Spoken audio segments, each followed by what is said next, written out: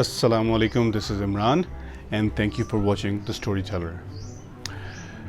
एक बच्चे को बहुत गुस्सा आता था और एक ऐसा वक्त आया कि उसको ऐसी छोटी बातों के ऊपर भी गुस्सा आना शुरू हो गया जो बातें बिल्कुल गैर मामूली हैं, और वो इस चीज़ से बहुत परेशान हुआ क्योंकि उससे उसकी दोस्तियाँ डैमेज होना शुरू हो गई, उसके रिश्तेदार उससे दूर हटना शुरू हो गए और उससे कोई बात करना पसंद ना करता।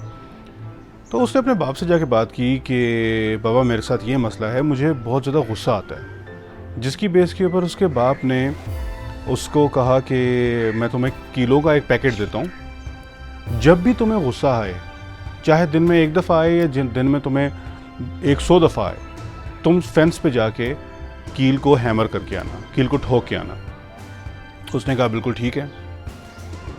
तो उसने ऐसा ही करना शुरू कर दिया। पहला दिन गुजरा तो उसने अपने बाप को जाके बताया कि आज के दिन मैंने 37 कील ठोके हैं। तो बाप ने कहा कि 37 दफ़ा इसका मतलब है तुम्हें गुस्सा आया, तो तुम्हें इसको कंट्रोल करना चाहिए। उसने कहा मैं ज़रूर इसको कंट्रोल करूँगा। दूसरा दिन हुआ तो तादाद थोड़ी सी कम हुई, 37 से 35 हुई, 35 से तीसरे दिन 30 हुई, 30 से 25 करते करते करते चंद महीनों के बाद उस बच्चे ने अपने बाप को आके बताया कि आज के दिन मैंने कोई भी कील नहीं ठोका फेंस के ऊपर। आज के दिन I was unable to hammer anything because मुझे आज के दिन गुस्सा आया लेकिन मैंने उसको कंट्रोल कर लिया। पूरा दिन में कोई ऐसा मसला नहीं हुआ, तो मैं आज बहुत खुश हूँ। उसके बाप ने कहा कि नहीं, मामला अभी ख़त्म नहीं हुआ। अब तुमने हर वो दिन जिस दिन तुम गुस्सा कंट्रोल करोगे, तुमने उन कीलों को एक एक करके निकालना है, एक दिन एक कील। तो उसने कहा बाबा इस चीज़ के ऊपर तो मेरा कई महीने लग जाएंगे।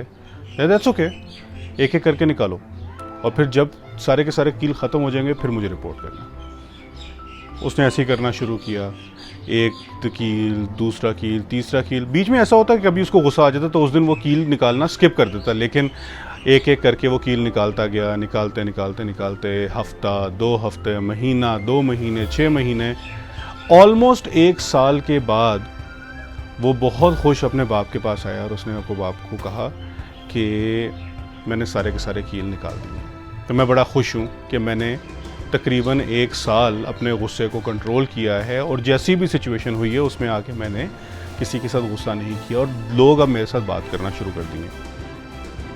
उसके ऊपर उसके बाप ने 2 बड़ी हैरत अंगेज़ किस्म की बातें की। सबसे पहली बात तो उसने ये की कि देखो, तुमने एक दिन के अंदर 37, पहले दिन तुमने 37 कील ठोके, जिसका मतलब ये है कि तुम्हें एक दिन में 37 दफ़ा गुस्सा आया, लेकिन उन 37 कीलों को निकालने के लिए तुम्हें 37 दिन लगे। तो जो तुमने एक दिन के अंदर डैमेजेस किए थे वो डैमेजेस तुम्हें कवर करने के लिए 1 महीने से ज़्यादा का टाइम लगा। एक तो ये चीज़ कि गुस्सा आपका कितना ज़्यादा नुकसान करता है और उसको रेक्टिफाई करने के लिए आपको कितना अरसा चाहिए, और दूसरी चीज़ ये कि अब गौर से देखो, कील तो निकल है, रेक्टिफिकेशन तो होगी, लेकिन उन फेंसेस में सुराख आज भी हैं। तो जो गुस्से में किए हुए डैमेजेस होते हैं वो डैमेजेस आप रेक्टिफाई करने की कोशिश तो ज़रूर करते हैं, लेकिन वो पूरी तरह से रेक्टिफाई होते नहीं हैं। निशान हमेशा वहाँ रहता है। देखिए, छोटी छोटी कहानियाँ बहुत कुछ सिखाती हैं हम लोगों को। गुस्सा हम लोगों को आ जाता होता है डेफिनेटली। कई दफ़ा हमारे साथ कुछ ऐसी बातें होती हैं जो कि गैर मामूली होती हैं, हमारे मिजाज के ख़िलाफ़ होती हैं, हमें हमारे रवैयों को चैलेंज करती हैं। हमें वो बातें अच्छी नहीं लगती तो हमारा माइंड ऑटोमेटिकली उसको रिजेक्ट करना शुरू हो जाता है और उसको एक्सेप्ट नहीं करता, जिसकी वजह से हम लोग को गुस्सा आता है। लेकिन असल चीज़ गुस्से का आना नहीं है, असल चीज़ है गुस्से को पी लेना, कंट्रोल करना, अपने अंदर ही दबा देना। इस चीज़ को मेन बर्दाश्त कहा जाता है।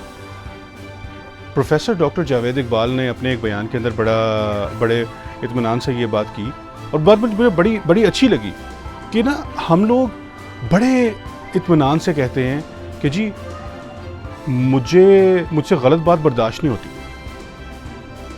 फ़ाइन, गलत बात बर्दाश्त नहीं होती तो आपसे सही बात बर्दाश्त होती है।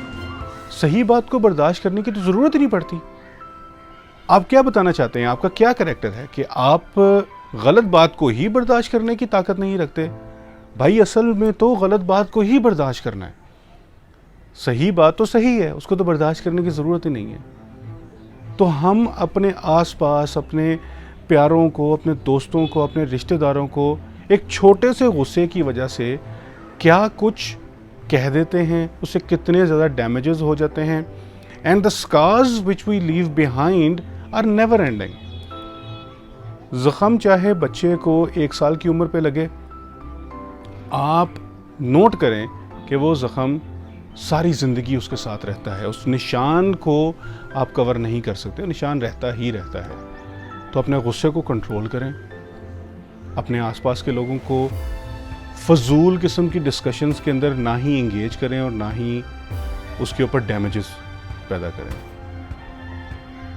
अगर आपको मेरी इस वीडियो से कुछ सीखने को मिला है, अगर आपको मेरी वीडियो अच्छी लगी है तो please subscribe to my channel, like this video.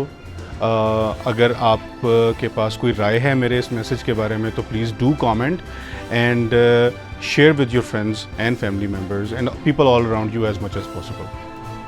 Thank you so much.